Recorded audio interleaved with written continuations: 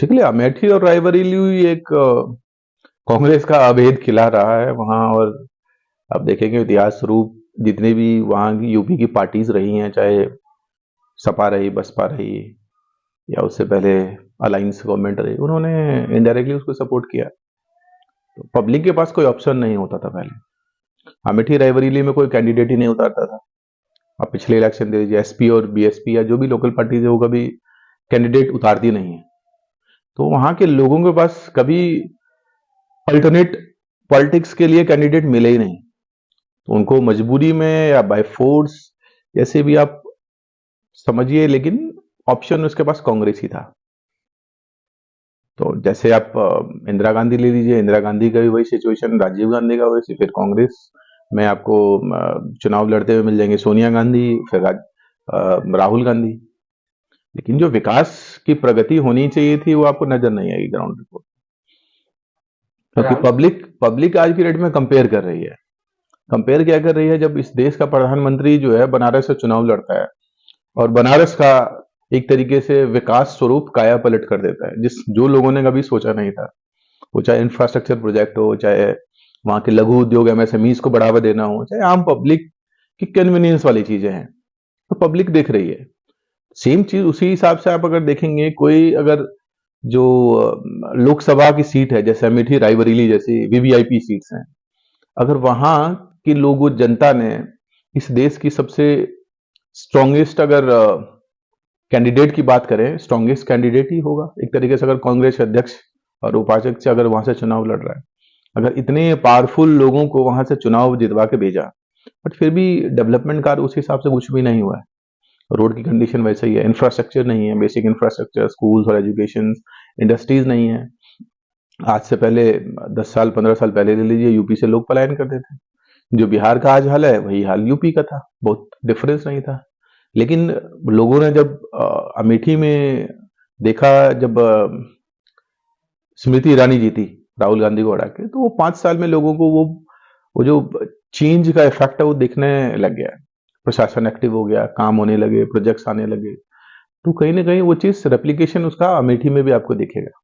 उसी का इफेक्ट है कि सोनिया गांधी ने लोकसभा चुनाव लड़ने के बजाय एक सेफ सीट राज्यसभा में जाना ज्यादा बेटर समझा। तो इसीलिए लोकसभा चुनाव आम पब्लिक के बीच में जाने से बजाय उसने सीधा नॉमिनेशन से राज्यसभा को चुनाव ले लिया। पहले राहुल भागा, अब सोनिया नहीं लड़ी। मुझे वजह यही है, पब्लिक से कनेक्ट नहीं है और पब्लिक के लिए कभी इन्होंने काम किया नहीं। तो जब पब्लिक के लिए काम नहीं करोगे आप, ठीक है 5 साल नहीं करोगे, 10 साल नहीं करोगे, एक ना एक टाइम तो आएगा जब पब्लिक को समझ में आएगा, पब्लिक दूसरा अल्टरनेट देखेगी, समझेगी वो काम कर रहा है। कहीं ना कहीं पब्लिक में एक जागरूकता तो आई है। आप ओवरऑल सिनारियो में भी देखिए, तो ओवरऑल भारत के सिनारियो में भी लोगों में जागरूकता आई है पहले के कंपैरिजन में, क्योंकि लोगों के इंफॉर्मेशन चैनल्स जो हैं वो स्ट्रांग हुए हैं। आज के डेट में लोग खाली एक मेन स्ट्रीम मीडिया या फिर किसी पॉलिटिकल पर्सन के स्टेटमेंट्स या इंफॉर्मेशन चैनल्स पे डिपेंडेंट नहीं है। उनके पास एक ओपन सोशल मीडिया प्लेटफॉर्म है, तो लोग एक्सेस कर पाते हैं। आपकी मेन स्ट्रीम मीडिया न्यूज दे नहीं दे कोई फर्क नहीं पड़ता है। उससे पहले आपके लोगों के पास सोशल मीडिया के थ्रू वो समाचार, वो इंफॉर्मेशन, वो न्यूज अवेलेबल होती है। लोग ज्यादा जागरूक हुए हैं, ज्यादा एक्टिव हुए हैं, तो इसीलिए लोग अब थोड़े डिसीजन लेने में भी थोड़े से ज्यादा एफिशिएंट है। तो आज के समय किसी वोटर को आप किसी चीज के लिए कंफ्यूज नहीं कर सकते हैं। लोगों के पास साधन है, पहले वो साधन नहीं होते थे। आज एक क्लिक में आपके पास मोबाइल में हर चीज आपके पास अवेलेबल है। ये वो सोनिया थी जो 2 जगह जीती थी, कर्नाटक के बेल्लारी में सुषमा को हराया था, रायबरेली जीती थी, अचानक छोड़ना पड़ा। देश में एक्चुअली आप देखिए तो आज से 15 साल पहले जो एक चेंज की लहर आई, तो जिससे लोगों में जागरूकता स्टार्ट हुई। कांग्रेस का पतन का सबसे बड़ा कारण है लोगों में और वोटर्स में जागरूकता। एक समय था लोग कहीं ना कहीं अपने आप को कांग्रेस से जोड़ के देखते थे कि कांग्रेस ऐसी पार्टी है जिसने देश की आजादी दिलवा दी। अब हकीकत क्या है वो तो आपको इतिहास में बहुत सारी चीजें मिल जाएंगी, कांग्रेस का कितना बड़ा कंट्रीब्यूशन रहा है। लेकिन लोगों तक एक कंट्रोल्ड वे में, कि जो एक 50-60 सालों को उससे इंफॉर्मेशन दी गई, वो चाहे एजुकेशन सिस्टम के थ्रू दी गई, चाहे आपके विभिन्न विभिन्न आपके जो प्रसारण के माध्यम है उसके थ्रू दी गई। लोगों ने उसी को एज्यूम कर लिया कि कांग्रेस ने देश की स्वतंत्रता में बहुत बड़ा योगदान है, उसी के कारण स्वतंत्रता मिली। तो लोग कहीं ना कहीं से कनेक्ट कर पा रहे हैं। तो जैसे ही ये आपको टेक्नोलॉजी और इंटरनेट की दुनिया में जब से ये रेवोल्यूशन आई है, तब से लोगों के पास जब से साधन बढ़ी है, लोग देख पा रहे हैं, सुन पा रहे हैं, हर तरीके से चीजें अवेलेबल है। लोग जो पढ़ सकते हैं वो देख पा रहे हैं, पढ़ रहे हैं।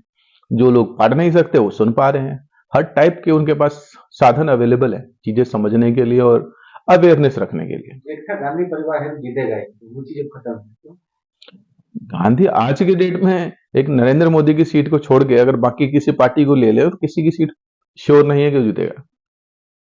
आप देख लीजिए, चाहे तेलंगाना में देख लीजिए, लास्ट टाइम तेलंगाना के वही कंडीशन है।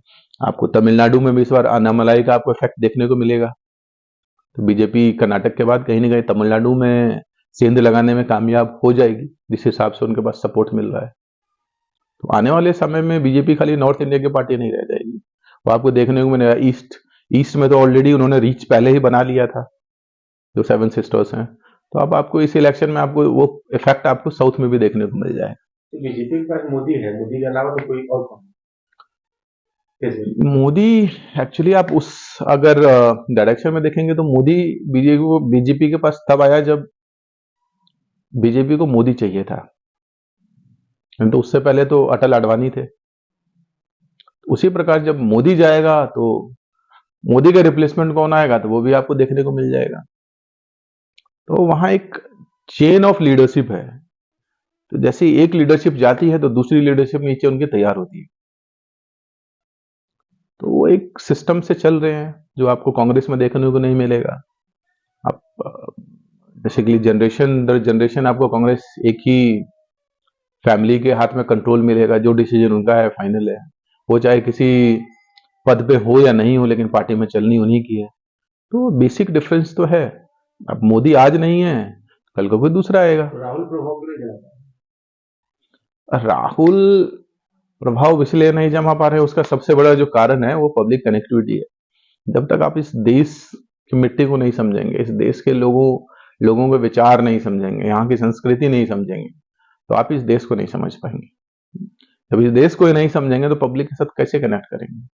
यही तो डिफरेंस है मोदी जी और राहुल गांधी या बाकी किसी लीडर में, यही डिफरेंस। पहले की राजनीति ऐसी थी कि आप इसी कमरे में बैठ के आप 4 भाषण दीजिए, पब्लिक वोट देगी, आप जीत जाएंगे। आज के टाइम में वो चीज नहीं रह गई है। पब्लिक अवेयर है, पब्लिक के साथ आपको कनेक्ट करना पड़ेगा। आज के डेट में पब्लिक की मजबूरी नहीं है कि पब्लिक आपके साथ कनेक्ट करेगी। आज की डेट में लीडर्स को पब्लिक के साथ कनेक्ट करें। राहुल वो चीज करने में विफल रहे हैं और उनकी पूरी कांग्रेस ही एक तरीके से आप इस 10 साल से पहले का आप 2004 के बाद का कांग्रेस का 10 साल ले लीजिए, जितने भी उनकी कैबिनेट मिनिस्ट्री रही है, सारे इनके वीवीआईपी रहे हैं। जितने भी थे ऑक्सफोर्ड हार्वर्ड इंग्लिश स्पीकिंग लोग रहे हैं, जिन लोगों ने कभी इस देश की मिट्टी, इस देश के कल्चर को वैल्यू दिया नहीं। तो जब आप इस देश के कल्चर को ही एक्सेप्ट नहीं करेंगे तो इस देश के पब्लिक के साथ कैसे कनेक्ट करेंगे? आप अपनी कन्वीनियंस के हिसाब से कभी आप जनेऊ पहन के चले जाते हैं मंदिर में, और कभी अपने कन्वीनियंस के हिसाब से आप पॉलिटिकल रैलीज में गाली देनी स्टार्ट कर देते हैं कि मंदिर में लोग लड़कियां छेड़ने जाते हैं। तो आपकी जो चीजें हैं वो छुपी नहीं है आज के टाइम में।